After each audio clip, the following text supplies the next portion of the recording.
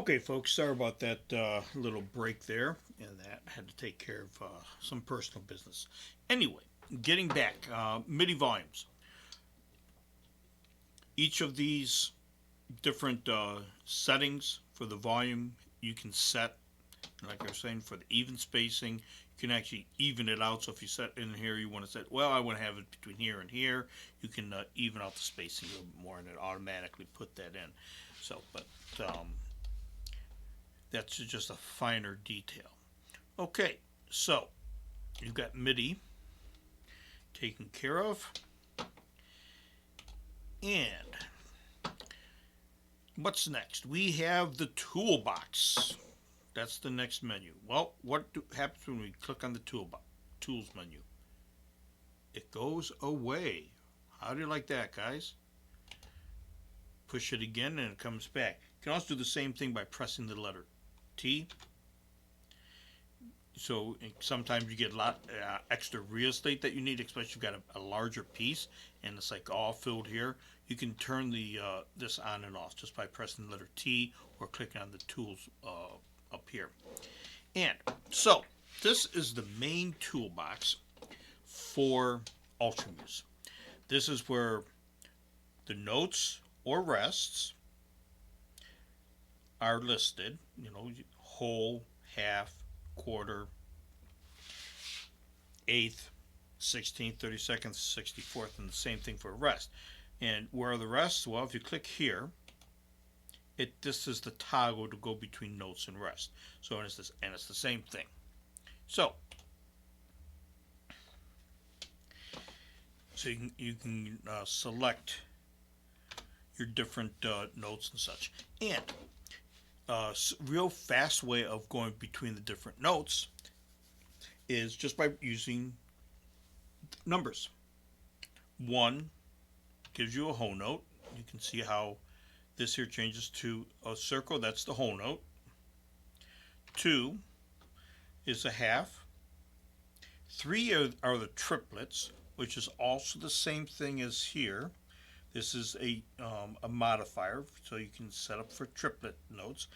And in the music notation on a score, you will generally see a small number 3 either above or below the note, indicating that the notes are triplets.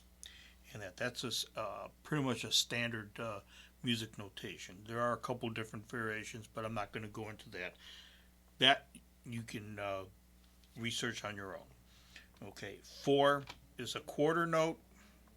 5, it doesn't quite go in order here, but 5 is actually with the 3. That's actually a 32nd note. 6, that's with the 2 bars. That's a 16th. And then 7, that's a 64th. 8 is then an 8th note, which is with the single flag or single bar. And 9 gives you OS9. Let's just bring that back. So that's just a little hint about that. So that's the easy way and fast, rapid way of selecting a note or a rest. And you can switch between clicking here or here. Or, and here's a little magic trick, as long as you've got the it's set up correctly, UltiMuse, do a real quick click on a note that you really want. Boom, you notice I now have a half note here. And you can go through, boom. And then note that you need to change to a particular one because you might have accidentally hit the wrong note. Boom, you can change it back and select it. So that's the quick way. Now the middle section in here, these are durational mods in here in that. So this here shuts off any modifications. This here is the dot. So if I clicked on this, you notice how over here the dot to the right of the note, which increases the duration of the note depending upon the duration of the note itself. So like if this, since this is a half of a half is a quarter, so this is 3/4 of a length total. So it takes half of the size of the note and adds that amount of duration to a half note. So it's 3/4, a little bit longer. So it's like combining a half and an eighth note together, or excuse me, quarter note. I'm sorry. Anyway, so and then of course like with the, it's the same thing with this. If this was a dotted, what would be remaining? There would be the combination of these two notes in duration, the eighth and the 16th. And so on and so forth. For different note combinations. Okay, and then you've got the double dot, where you've got the two dots that increases it out to longer. It's just an extra type of notation. So instead of having multiple notes out, you can say, oh, this note is double dotted, so that it increases or modifies the duration of the note in that. And UltiMuse tracks all of that. So, and these particular parts of the tools here in this box here, this is an beginning and ending copy. These are markers, so you can actually take and copy a section. Let's say that I want to take from here to here, because let's say that this measure here will go and is repeated multiple times. Well, you can come back here, select, and it's global across the whole thing, and then do here, and I can do that. Now, you want to copy this, and let's say that this particular piece you want to have on the next part down here. Well, this little box here is the select. You have, in order to copy a part, you have to copy it first. So since that box is empty, you have to fill that box. Click it. And to select the tool, and now you can copy either from here, from any of these different parts, from any part. Now you can't copy, like let's say I want to take and insert this here in between, in the middle, and here. You can't do it. It will not work if you're trying to copy something back into the same part within the brackets. You can put it before or after. Well, I don't know about before, but definitely after, or on a different part within that. So like if I copied this here, now it's ready to go, and it says ready to copy from part 1. I'm going to take it and put it here. Boom. Look at that. I just copied the exact same notes into part 2. So that is how that works there. This makes things really easy, because let's say that you've got a measure that or a couple measures that are the same, but for a whole part. You have a couple different ways that you can deal with that. And one of the ways is by using repeats. And one of the things with UltiMuse is that the very first bar here, all the way to the left, that even though if it doesn't say it, it actually is set up so that it's like this here. This bar here, this dividing lines with the two dots, indicates beginning of a repeat. You actually get a free repeat. But in this piece of music, the very first note actually hangs outside of the repeat on the sheet music. So I played a little trick, and I put in an additional starting repeat here to exclude any notes preceding this. That's why all of these notes here are all rests, and it doesn't really show that. So the right arrow key will let you move over to the right, or you can go down here and click, and let me undo that. And you notice here, at measure 6,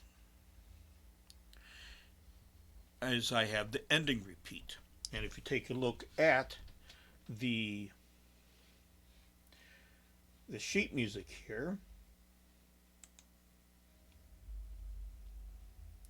this is 1, 2, 3, 4, 5.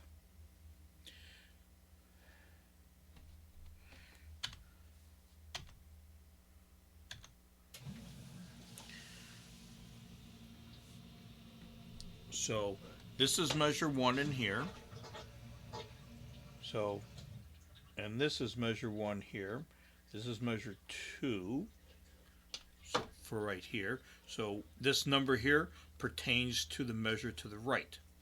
So I'm going to show you another little thing. If you press G or click on the go to at the top, you can actually go to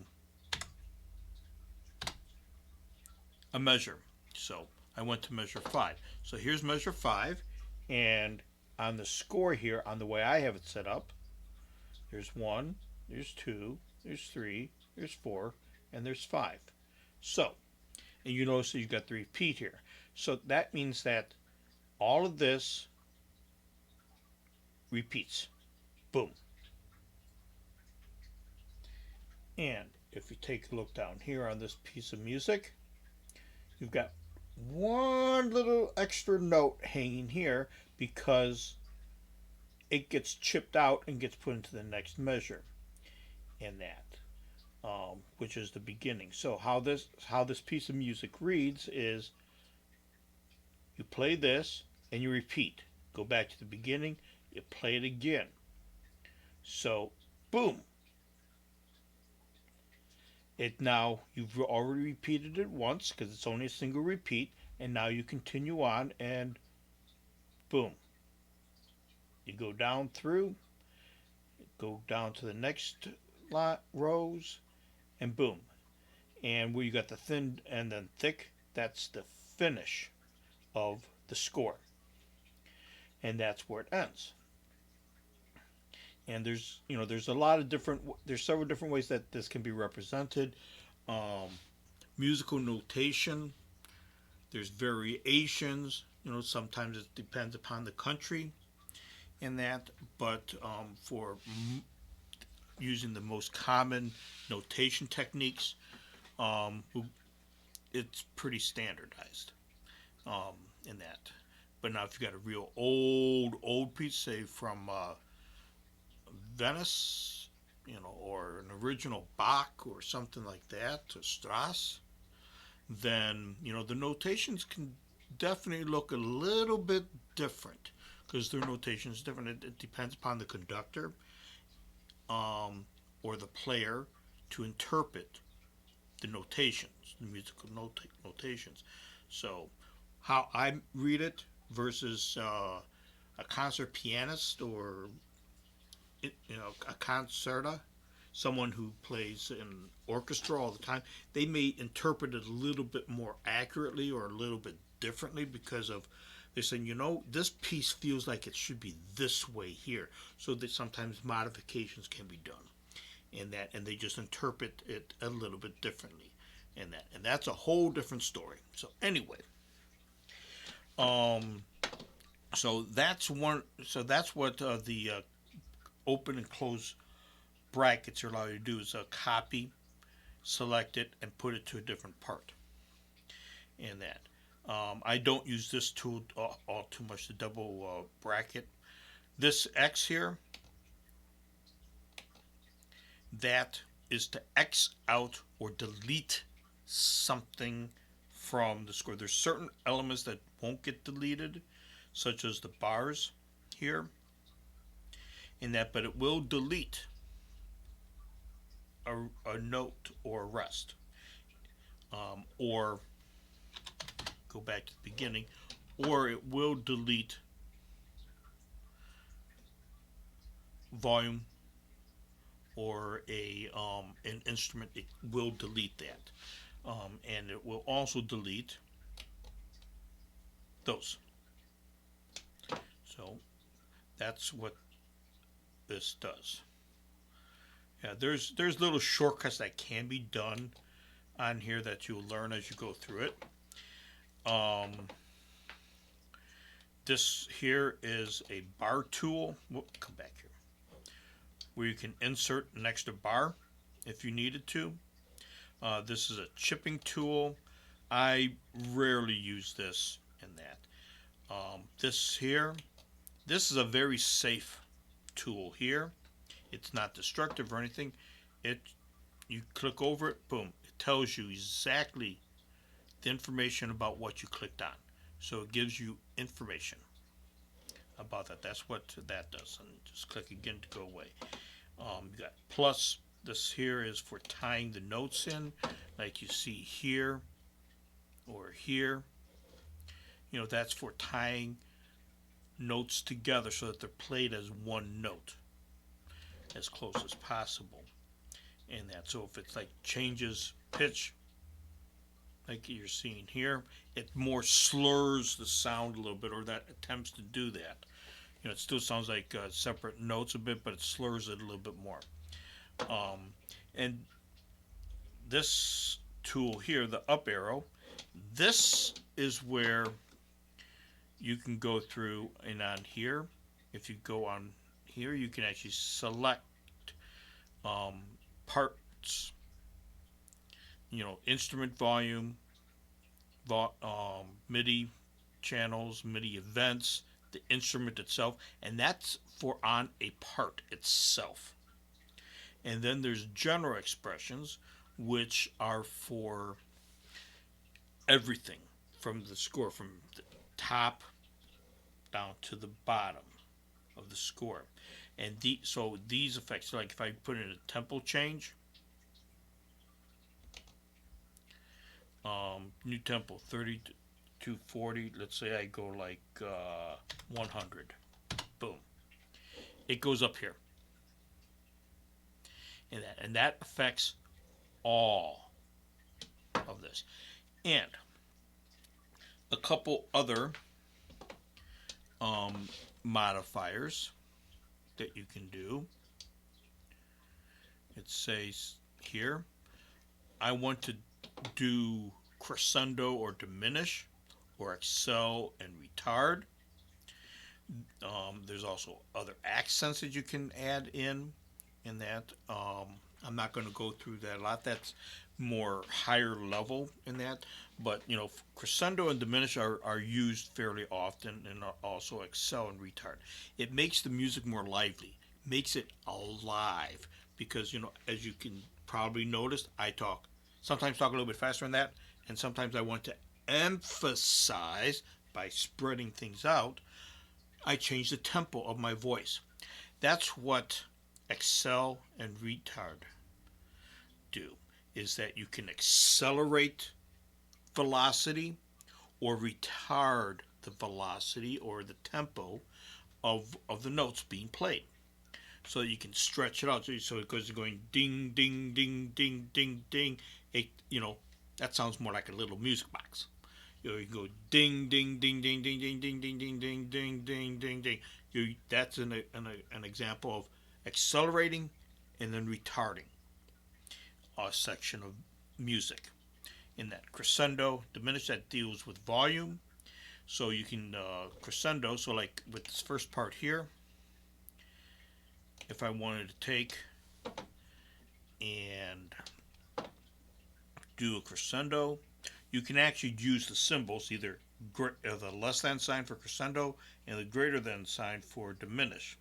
It seems reverse, but it's the way that it goes, since music is read from the left to the right. The less than sign is you're starting from a lesser volume and you're going to a greater volume. And then it's just the opposite for diminish. You're starting at a greater volume and you're diminishing to a smaller volume. So if you think about it that way, that's how that works. So if we wanted to do a crescendo, whatever part already has the volume at, it's going to start here. In this case here, I have set to PP for the volume level. So I've selected that. I can now select what volume level I want to go. Well, I want to have it to go to MP over how many beats.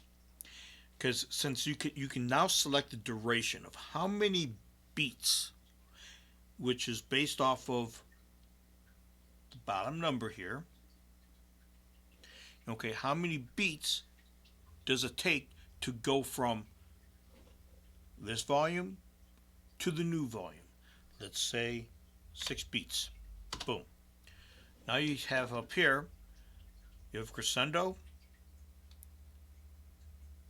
of over 6 beats to MP volume level. So I don't know if I've got the volumes turned up here. Let's see if we can hear something. There we go.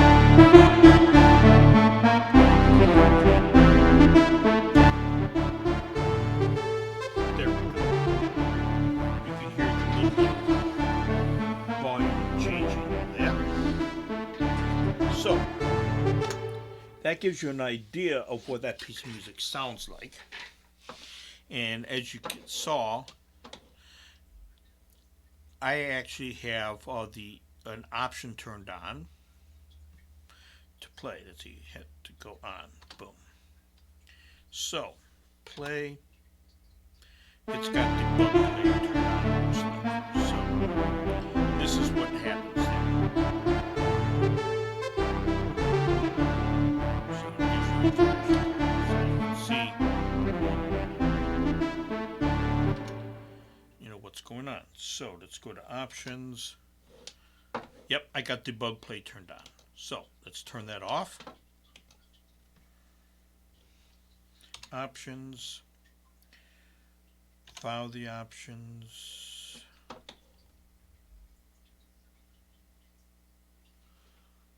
And it's writing out the options and all that. And it's going to take a little while.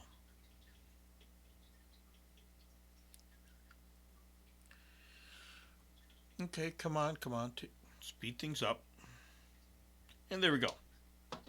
So now you kind of heard how everything sounded there and what a lot of these things do. Like I said, this is more of a primer. I just wanted to show just some of the things here, and that's so we showed go to. You can go to a particular bar, go to a number, last three. Can go to certain markers, or to a particular spot. MIDI channel. So there's a lot of different ways that you can find something in the score. Blocks.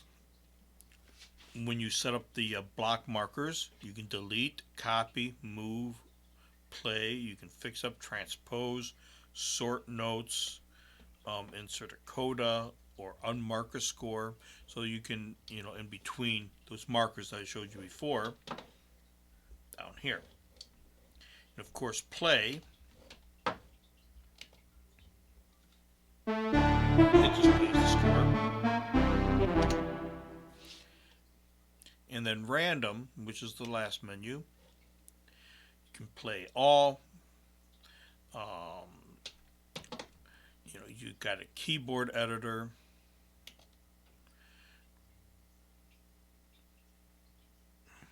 Keypad input editor. Well, we're going to get out of that. So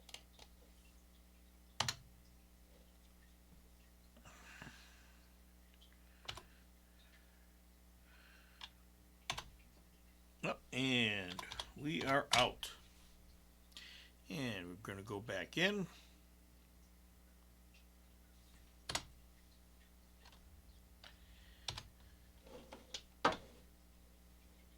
And select again. And to go back in. And away we go. So, Okay, so random is a lot of different things you can do. Screen redraw. If you press S right from the screen here, it redraws the screen because sometimes things get a little funky, and that it'll redraw the screen. Um, any beams that need to be tied in will get tied and such. You can renumber bars. Let's say that you added some information between and you need to renumber them. You can do that. Undo X out. You can find filters. Hard copy, print. OS9 command, status.